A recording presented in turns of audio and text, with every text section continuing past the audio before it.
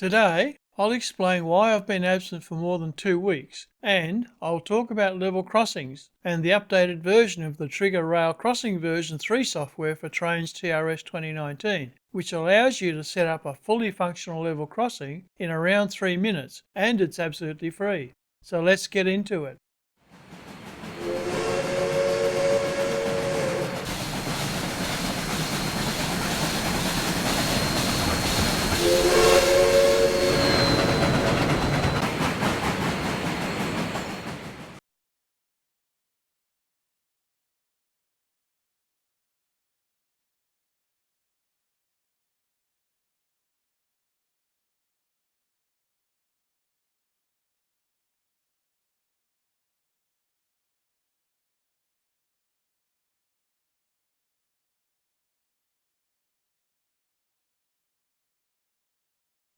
I should start with an explanation of why I've been missing from YouTube for the last 2 weeks or so.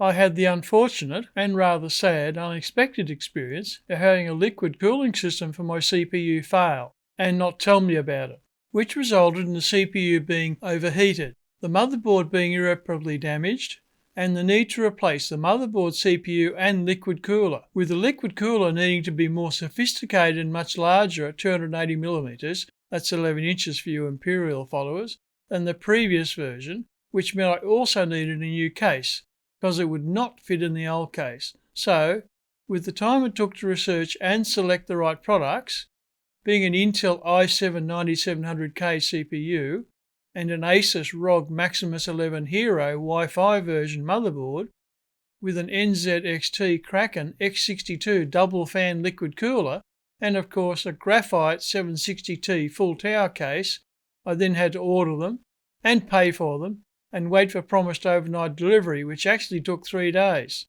I then had to extract the items I wanted from the old case and build everything into the new case. 2 weeks later, I'm back. Now let's get into how you can use the TRC level crossing system the easy way to add a fully functional level crossing system in less than 3 minutes. Here's a definition for you. Level crossing is an intersection where a railway line crosses a road or path, or in rare situations an airport runway, at the same level, as opposed to a railway line crossing over or under using an overpass or tunnel. TRC version 3 offers 3 of the 4 types: the solid timber, the rubber and the concrete precast. All 3 are applied the same way, as you'll see in our demonstration a little later.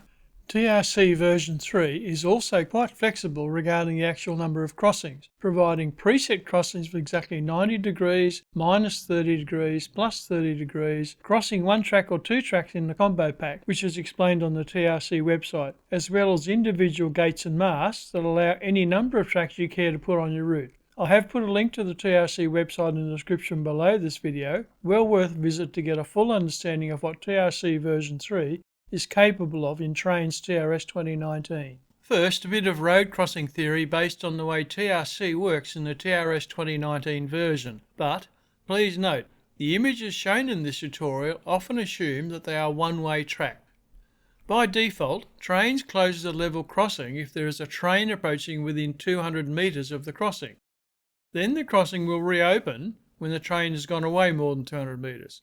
In Trainz TRS2019, the default crossing distance is fixed, and control of gates and other options are not necessarily available in the default crossing system. With the TRC system, you can now very easily manage all your crossings and can vary the distance the closing is activated, depending on where you put the trigger. Also, selection of gate types has been expanded to include European, British and US style gates, as well as supporting many other gates available on the download station. In this image, the distance of opening after a train passes a crossing is now set to the exact distance between the TRC trigger and the level crossing. In the image, the number 1 shows the distance between the trigger and the crossing, and then the distance until the gate opens is shown to indicate how far the train must travel before the gate opens.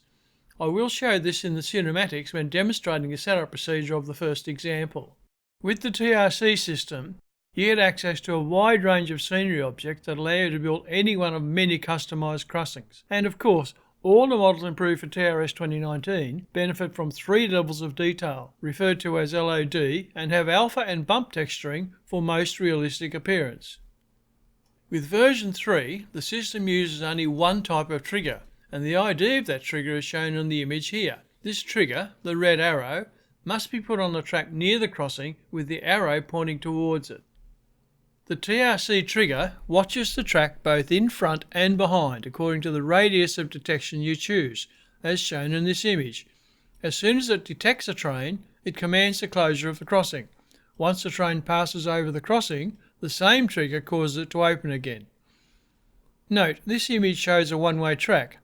If it has trains travelling in both directions, you must have another trigger positioned in a similar way but on the other side of the crossing, and again pointing towards the crossing. For a complete explanation of all the options available in the TRC system, go to the TRC website using the link in the description below this video. Okay, let's get started. But first, I will make a promise. If you follow the procedure I'm about to present, you should not get this problem. In this view, we have a single track and a single road crossing that track. This is called keeping it simple, by the way. You notice I have some traffic on the road, which is the easiest way to check if we've got the gates working correctly. Now this is probably going to take a little bit more than 3 minutes because I'm having to explain every step along the way. But I can confirm using this method you'll certainly do a single road over a single track in less than 3 minutes. So let's get into it. The first step is to cut the track around the road into a segment that can be deleted, and I'll be using spline points to do that. So we place a spline point a short distance each side of the road, as in this example here. Then we do a similar exercise on the road, once again using spline points. You'll notice here though, we actually do 2 spline cuts each side of the track, and I'll explain the reason for that shortly.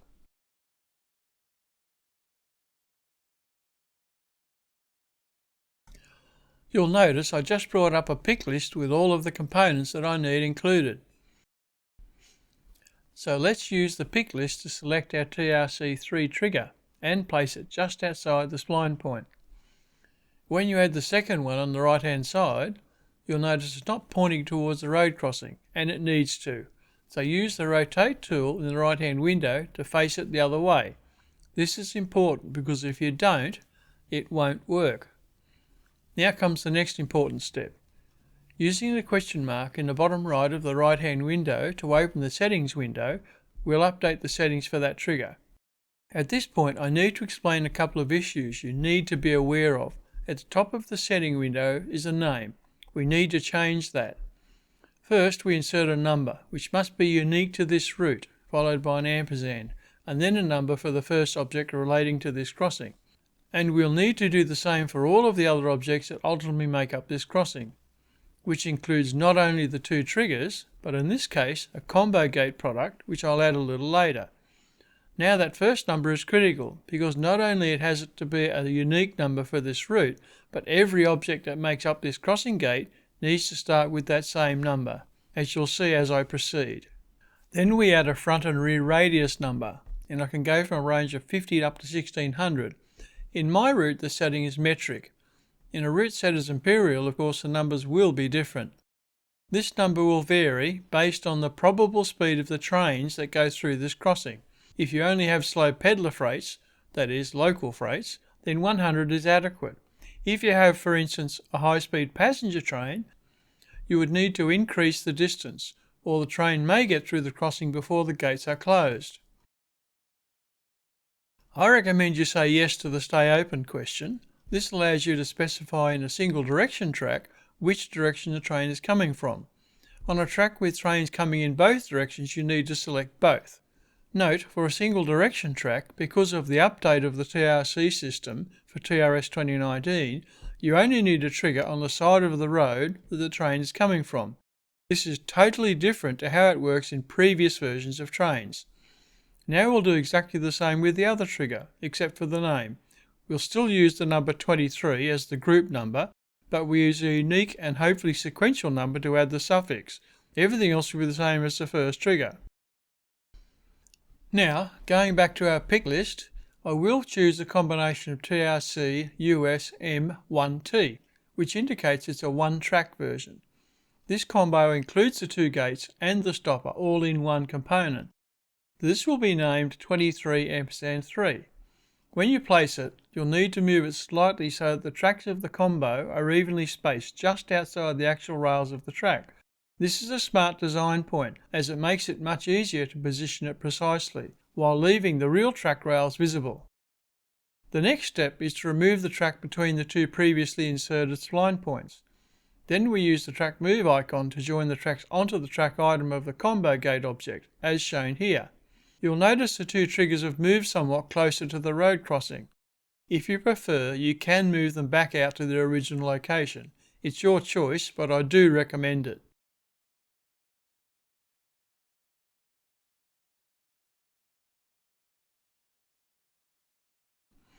Now we need to delete the road between the two spline points closest to the track. Then, as we did with the track, we need to join the road back onto the gate object. Now it should become obvious why we did two lots of spline points, because, unlike the track, it's a little bit more difficult to get the gate location in precisely the right spot. So the extra spline points now allow you to use the further away spline points to get a reasonable alignment of the road across the track. Our final step is to modify the settings of the gate crossing itself, starting of course with the name I mentioned earlier, and then selecting which bell option you prefer. Many people have told me they think the bell is too loud, and I tend to agree with them, so they set the bell ringing options according to their wishes, often not ringing at all. There is a method of controlling the bell volume, which involves locating and editing the script. I tend not to do this because if there's ever an update to the TRC script, and it is likely, you lose the settings anyway. So I just select one of the options, which can be leave it on all the time, or just ring when the gates are closing, or when closing and opening, or in the extreme, no sound at all. I can't emphasise enough just how critical it is to get the numbering right. As such, I always recommend you go back when you're finished to the triggers and check to see that they've identified all the components that make up that particular track crossing. As you can see here, the trigger 23 shows the other two components, so thankfully on this example it's right on.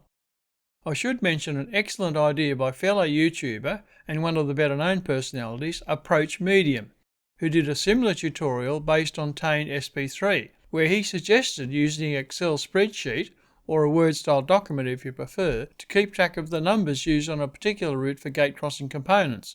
An excellent idea that I can't claim as mine. You do only need to record the first number, which has to be unique, and I'll show you later on an example where we cross 3 tracks with multiple components, where and how that first number ties them all together. One last step, which is optional, is to add a gate crossing ramp to hide the tracks that may be sticking above the road too much, somewhat higher than the road surface.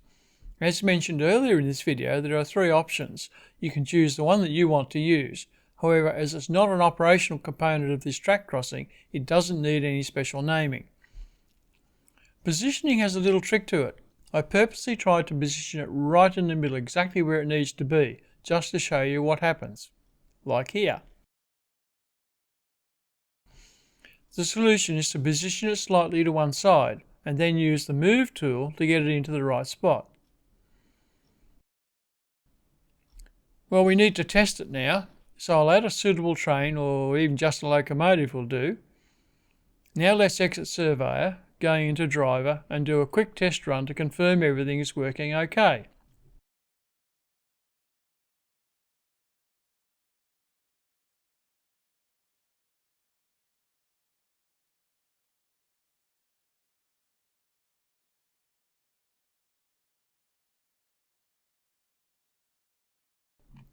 And voila, the gates are closing. One last thing we need to do, either stop the locomotive or at least slow it right down until some traffic comes, just to make sure the cars don't drive through the gate.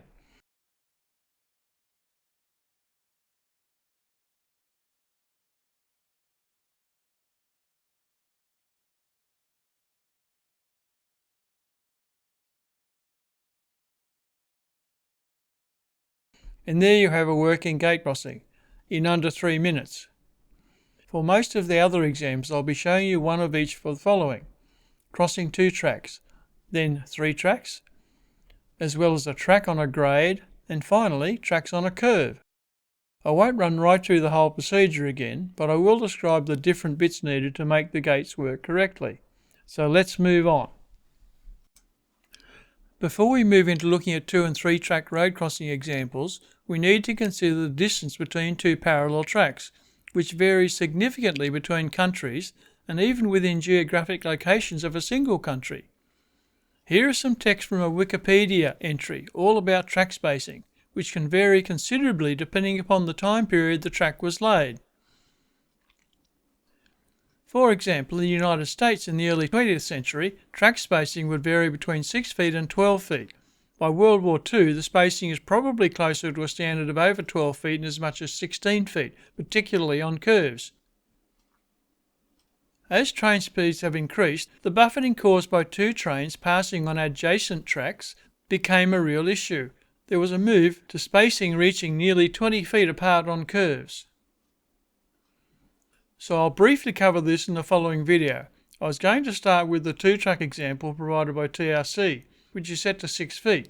It's a European standard still used today in some countries, but most have moved on, which makes this 2-track version of the 1-track simple mast object we've already used virtually unusable in most situations.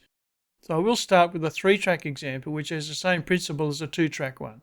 But first, a quick tip on how to use the spline point to set your track spacing and what works and what doesn't. Let's start by looking at the TRC tracks and gates simple mast version for 2 tracks. As you can see, it is quite evident this is set to a 6-foot spacing, which was the spacing used in Great Britain with the beginning of railway transport, which means a body, human body that is, cannot stand safely between the 2 tracks at any time. And with modern loading gauges, it's virtually impractical in many countries.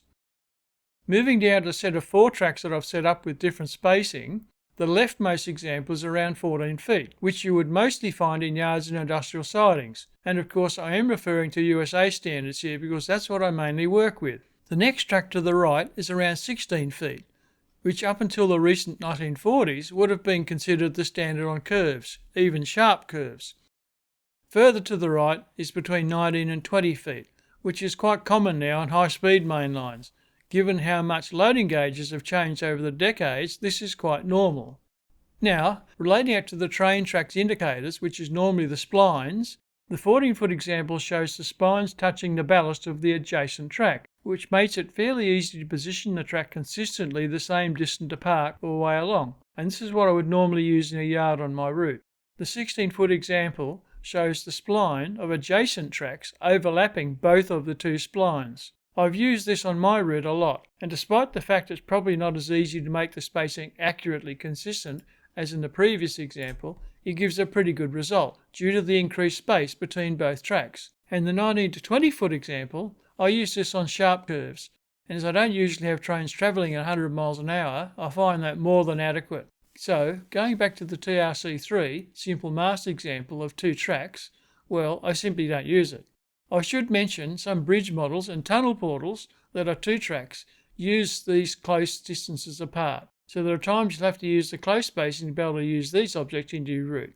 Also, TRC have combo versions, as seen here in this image, but these are still set in the default 6-foot distance. Anyway, as I also deem this combo 2-track version unusable for my purposes, I will resort to using the invisible track stoppers and individual gate products to do my 2 or more track crossings, as well as on grades and sharp curves, which I'll cover shortly. And for the purpose of keeping this video as short as possible, I'll only demonstrate the principle on a 3-track crossing, as it best demonstrates using the invisible track object and a gate on each of the furthermost apart tracks of a multi-track set. So usually all that is needed is a minimum of 2 gates, while utilising the triggers and stoppers on every track. But there is a heap of information and tips on the TRC website, and I would encourage you to invest some time to learn all the features, since I've only scratched the surface of the TRC system capabilities. There is a link to the TRC website below this video in the description.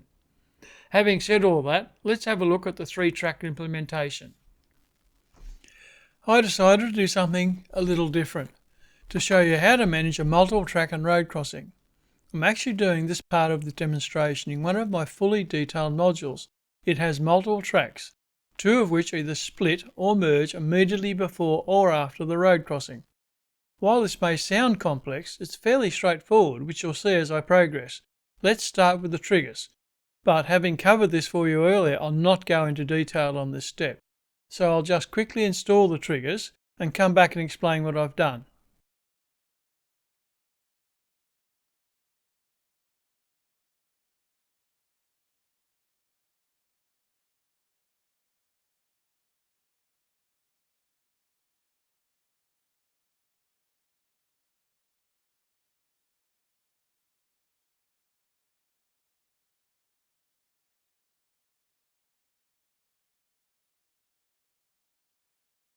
Now that I've installed the triggers, I'll pause the video here to show you where I'm up to.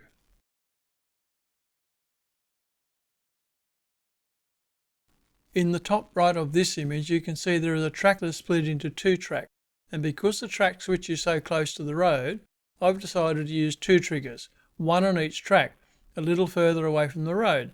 In the middle, at the back, are two tracks merged into one, which is some distance from the road. I've just added one trigger in front of the track switch. Now for this situation, we'll have to install the invisible road crossing and the separate gates.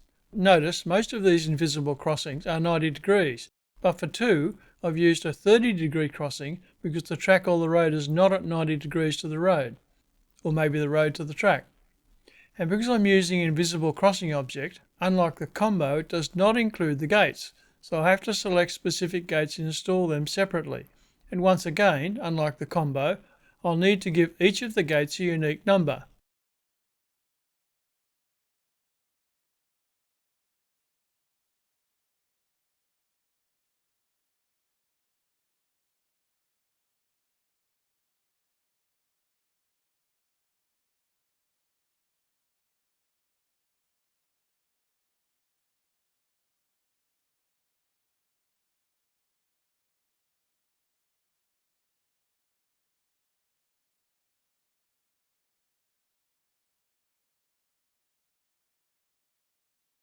Okay, that's all done. Now let's see if the gates actually work. And for this I've set up 3 locomotives on 3 of the tracks, one of them coming from the left and 2 from the right. Let's see if the gates and bells behave.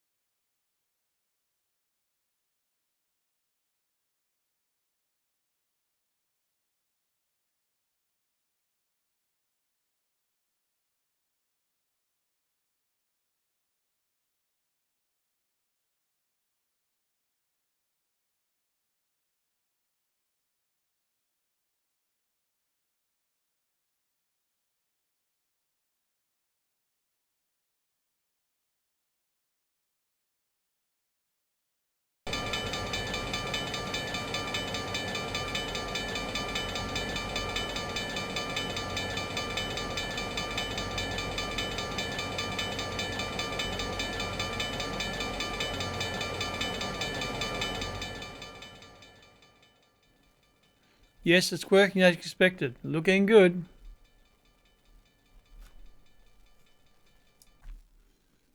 Just quickly, I'll now cover how we handle a curve.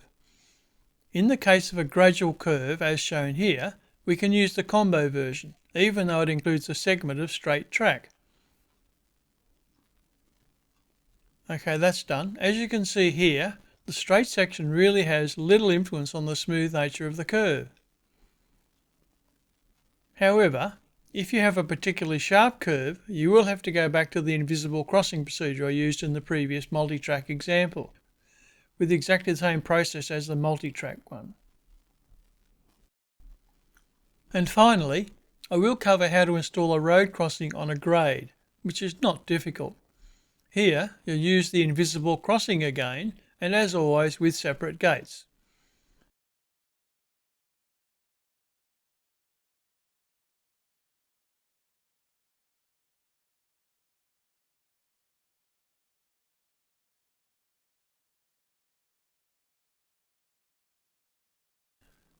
Because this is on a grade, you'll probably need to use one of the grade crossing pads to cover the track. I'll leave that to your discretion. Here is a quick demo showing the end result of this last example, including the rather ugly concrete grade pad, which I don't like. In closing, I'd strongly recommend you visit and study the TRC website. The link to the website is included in the description below this video. And I suggest this because it covers a wide range of specific circumstances where the installation might vary a little from the norm, as well as lots of ideas and many additional accessories that you can use to make it look unique to the circumstances of your installation.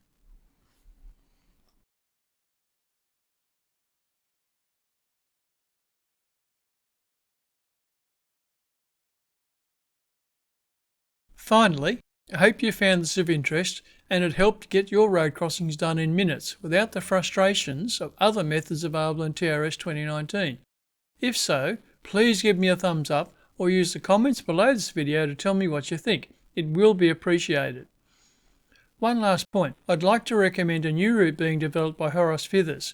It's called Bear Creek and I think it's located in Oregon. Here are a couple of images to entice you and it's well worth a visit, both to the forum and a helicopter view video of the route on his channel. It's truly impressive. Links are below the video in the description for both the forum topic and his channel. My next video will be an update on the progress of the Pennsylvania and Ohio route, which has progressed quite well in recent weeks. As I could not do any videos in which I explained earlier, in this video why so.